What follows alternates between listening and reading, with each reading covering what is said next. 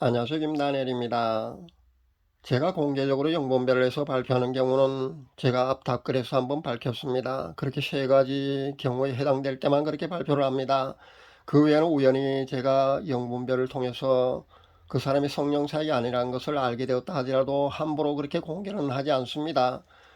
그 세 가지 경우는 이렇습니다. 첫 번째, 한국교회에 엄청난 영적 피해를 끼치고 무리를 일으키는 경우는 개인적으로 제가 내키지 않더라도 사명감으로 발표를 합니다. 두 번째는 먼저 공개적으로 그렇게 시비를 걸어오면은요, 지금처럼 채널명은 숨기는 그런 배려를 해줍니다. 그러나 반박과 해명은 반드시 해야 되기 때문에 발표를 할 수밖에 없습니다. 세 번째는 옳다 그러다의 대상이 되어서 많은 이들이 궁금해하는 그런 경우에도 제가 발표를 해서 그 진위를 제가 공개를 합니다. 대략 이 기준으로 영분별을 하고 발표를 합니다. 여러 번 제가 언급했습니다만 인기 유튜버가 되고 싶어하는 마음에서 영분별해서 발표하는 거라면요, 벌써 성령사이 아는 경우도 현재 유튜브 공간에 그 사역하는 사람 중에 꽤 있습니다. 그것도 일부러 영분별을 해서 그렇게 알게 된 경우가 아니고요, 그냥 우연히 알게 된 경우도 벌써 몇 사람이나 됩니다. 그러나 그 사람들을 제가 일일이 공개하지 않았습니다. 그러니까 개인 프라이버시 문제도 있고요, 공개하는 것을 저는 꺼린다는 것을 여러분이 알아주시면 감사하겠습니다. 이번에 제가 발표하는 이 영분별은요, 그쪽에서 제 채널명을 공개적으로 하면서 어제 보니까 그 1시간 이상짜리 동영상을 올린 것을 제가 보았습니다. 그래서 제가 거기에 대한 반박과 해명 정도는 해야 되기 때문에 제 영분별 결과를요, 그동안 공개적으로 하지 않았는데 이렇게 공개적으로 합니다. 그러니까 제가 영분별을 공개적으로 하는 그 두 번째 경우에 해당되기 때문에 그렇게 공개적으로 영분별 결과를 이렇게 발표한다는 겁니다. 굳이 채널명을 제가 공개할 필요성조차 없어 보입니다. 왜냐하면 그쪽 채널에서 저 구독자 수에 비하면요, 15배 정도가 그 많은 인기 유튜브가 맞습니다. 그런데 제가 이렇게 발표를 하게 되면은 아마 제가 많은 피해를 볼 겁니다. 왜냐하면은 서로 양쪽의 그 추종자들이 서로를 공격하게 되고요, 그쪽에서 제보다는 아마 최소한 그 10배 이상은 더 볼 겁니다. 15배 이상의 구독자 수가 많으니까요. 사실 이렇게 공개받자 그 인간적인 그런 뭐 계산에다가 모든 거 따지면은 제가 그 계란으로 바위치기일 수도 있습니다. 그러나 그쪽에서 먼저 공개적으로 채널명을 공개했기 때문에 저는 굳이 채널명 공개할 필요는 없고요. 이 정도는 반드시 발표를 하지 않을 수가 없는 겁니다. 그동안 한 두 번 정도 제가 본 거 말입니다. 두세 번 제가 본 거 모두 그렇게 쉽게 보였습니다. 제가 제 메시지 예를 들어서 그렇게 누군지는 숨긴 채 한 두 번 정도 아마 언급한 것 같습니다. 이 젊은이에 대해서 말입니다. 그렇게 언급을 했는데 이렇게 공개적으로 언급을 먼저 해주니까 저도 한 번쯤은 밝혀야겠다는 그런 생각을 하고 있었는 차에 이렇게 공개를 합니다. 제일 처음 본 것은요, 어떤 계기였느냐 하면 하도 주위의 사람들이 목소리가 청아하고 성령 충만한 그런 젊은이라고 그렇게 칭찬을 하도 많이 하길래 제가 호기심에서 한번 그 채널에 들어가 보았습니다. 그런데 제가 본 것은요, 흰옷을 입은 영체 서너 명이 절 위협하면서 공격을 가해온 것은 그런 광경을 보았습니다. 언뜻 흰옷을 입은 그 영체라고 그러면요, 그 영이 하나님께 속했다고 보통 아마 영안이 열린 사람도 그렇게 생각할 수가 그렇게 판단할 수가 있습니다. 그런데 그것은 어떻게 분별을 하느냐면은 자신의 정체가 드러나게 되면은요, 바로 공격을 해옵니다. 그렇게 위협을 가고 공격을 합니다. 그래서 그것이 하나님께 속한 영이 아니라는 것을 그렇게 분별할 수 있습니다. 성령님, 그러니까 하나님께 속한 영은요, 절대 이렇게 누굴 위협하고 공격하지 않거든요. 그래서 그것이 하나님께 속한 영이 아니라는 것을 제가 쉽게 압니다. 이 흰옷을 입은 영체는요, 제가 7년 전에 베니인을 영분별할 때 그 영체와도 너무나 비슷했습니다. 아마 종교영이 아닌가 개인적으로는 그렇게 생각합니다. 광명의 천사로 가장을 하고 있지만 자신의 정체가 드러나면요, 이렇게 위협하고 공격을 해온다는 것을 여러분이 아시면 됩니다. 제가 두 번째로 본 것은요, 댓글에서 저에 대해서 언급을 하고 있다는 소식을 듣고 그 채널에 들어가서 한 번 더 그 채널을 제가 방문을 해 보았습니다. 이번에도 바로 보였습니다. 그러니까 성령 사이 아닌 경우는요, 이렇게 쉽게 보입니다.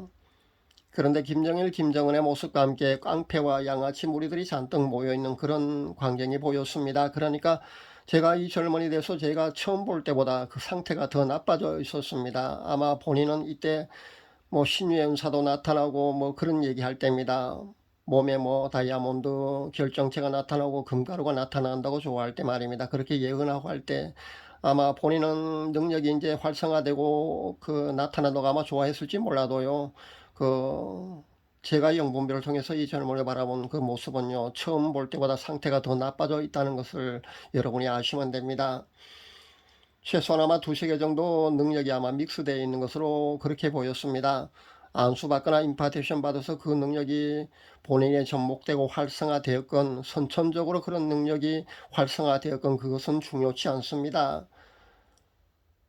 어쨌든 능력을 사모해서 추종하고 많은 그 능력자들을 추종하고 따르게 되면은요, 그렇게 무분별하게 안수받거나 아니면 임파테이션 받을 경우는요, 이렇게 그런 능력이 본인하고 연결된다는 것을 여러분도 아시면 됩니다. 그리고 그것이 활성화되게 되면은요, 지금의 상태처럼 나중에 그 잘못된 것을 깨닫더라도요, 지금 이 상태는 그 능력이 끊어지기가 아마 거의 불가능한 그런 상태까지 벌써 가 있다는 것으로 그렇게 아시면 됩니다.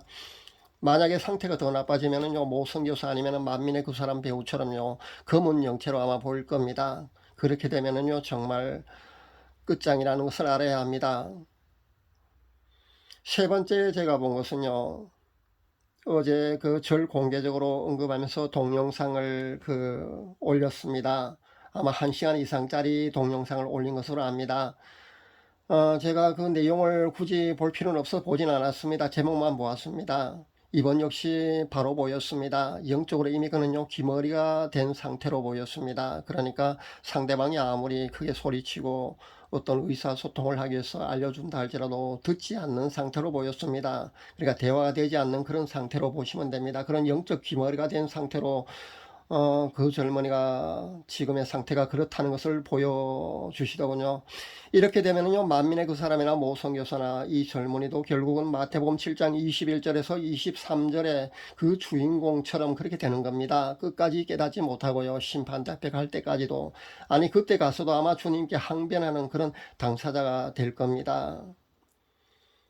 많은 사람들이 분별과 영분별조차도 구분을 할 줄 모르면서요, 정작 자신은 분별을 하고 있으면서도 자신이 영분별을 하고 있다고 그렇게 주장하는 그런 사역자들을 많이 만납니다.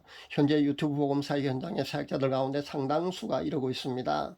그런데 여러분 아마 제 메시지를 듣고 있으면은 제가 분별을 하고 있는 것이 아니라 영분별을 하고 있다는 것을 아마 그렇게 짐작할 수가 있을 겁니다. 그렇게 누구나 쉽게 알 수 있습니다.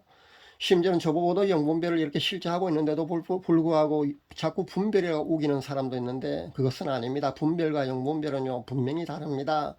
이미 제가 앞 동영상에서요, 분별과 영분별에 대해서는 상시하게 제가 가르쳐 드렸습니다. 그래서 다시 한번 언급하지는 않도록 하겠습니다.